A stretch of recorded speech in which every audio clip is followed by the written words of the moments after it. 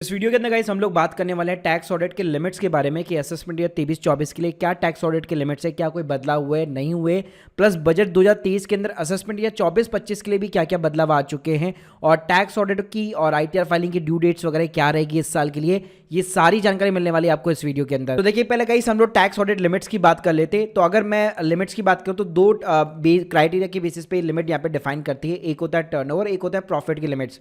तो देखिए अगर टर्नओवर की बात करूँ यानी कि आपकी सेल, तो नॉर्मली अगर मैं टैक्स ऑडिट की बात करूं तो 1 करोड़ की लिमिट होती है। अगर आपका टर्नओवर 1 करोड़ के बियॉन्ड जाता है तो आपको यहां पे टैक्स ऑडिट करवानी पड़ती है।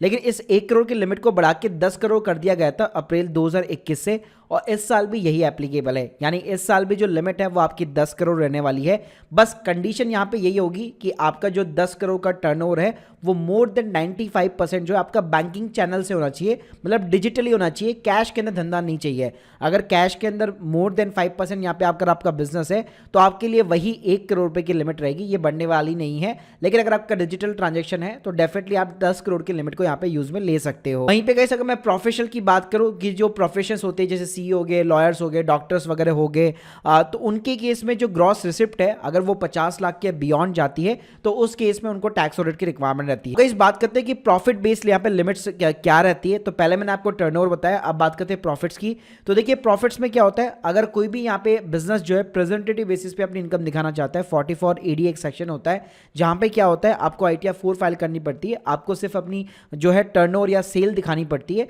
और उसका या तो 6% अगर डिजिटल है तो ट्रांजेक्शन, या फिर 8% मिनिमम आपको प्रॉफिट दिखाना पड़ता है।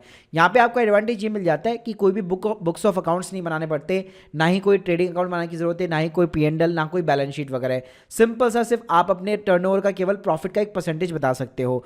तो गाइस उस केस के अंदर अगर लेट सपोज अगर आपने पिछले साल जो है 44AD यहाँ पे अडॉप्ट किया हुआ था और इस साल यहाँ पे आप बदलना चाहते हो और लेस देन 6% या फिर 8% का प्रॉफिट दिखाना चाहते हो, तो उस केस के अंदर आपको यहाँ पे ऑडिट करवानी पड़ेगी। इसका मतलब है गाइस आपने मान लीजिए एक साल के लिए 44AD को अडॉप्ट कर लिया, फिर नेक्स्ट ईयर अब मान लो आप नॉर्मल स्कीम के अंदर जाकर अपना जो प्रॉफिट है वो कम शो करना चाहते हो, तो उस केस में फिर भाई आपको ऑडिट करवानी पड़ेगी, आपके पास और कोई अदर ऑप्शन नहीं रह जाता है। वहीं पे गाइस अगर मैं प्रोफेशनल की बात करूं तो अगर वो मान लीजिए वहां पे जो प्रॉफिट की लिमिट्स होती है जैसे हम लोगों ने देखा 6 या 8%, तो 44ADA करके सेक्शन होता है, वहां पे उनका जो भी ग्रॉस रिसिप्ट होता है उसका मिनिमम 50% उनको प्रॉफिट दिखाना पड़ता है। तो सेम कहानी है, अगर वो 50% के नीचे जाना चाहते हैं तो उस केस में उनको एक CA ऑडिट करवानी पड़ेगी। अब गाइस बात करते हैं बजट 2023 की अपडेट के बारे में कि अपडेट क्या रखा है। तो देखिए असेसमेंट 24 और 25 के लिए ये चीज यहाँ पे एप्लीकेबल होगी।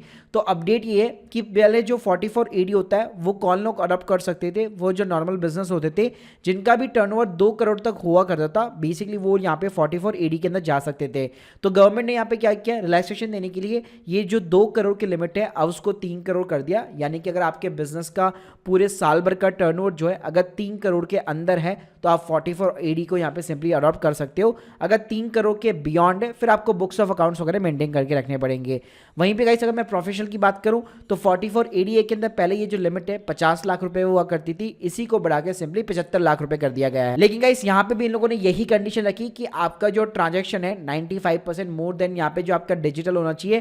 कैश में बिजनेस कर रहे हो तो ये चीज जो लिमिट है इंक्रीज हुई है 2 से 3 करोड़ की या 50 से 75 लाख रुपए की, वो आपके ऊपर एप्लीकेबल नहीं होगी। अब गाइस बात करते हैं हम लोग बिजनेस लॉसेस की या फिर F&O लॉसेस की। तो देखिए आप लोगों को पता होगा काफी सारे आजकल जो है डीमेट अकाउंट्स यहाँ पे ओपन होने लग गए और सब लोग जो है फ्यूचर ऑप्शन ट्रेडिंग के अंदर यहाँ पे जो है मालामाल होना चाहते हैं, तो वहां पे अपने लॉसेस वगैरह भी जो है काफी ज्यादा हो जाते हैं। तो गाइस उस केस में यहाँ पे जो टैक्स ऑडिट की बात करो तो लिमिट आपके ऊपर वही एप्लीकेबल है जो हम लोगों ने ऊपर बात की, और ऑब्वियसली बात है आपका मोर देन 95% यहाँ पे डिजिटल ट्रांजेक्शन होता है तो 10 करोड़ की F&O की यहाँ पे लिमिट होती है टैक्स ऑडिट के लिए।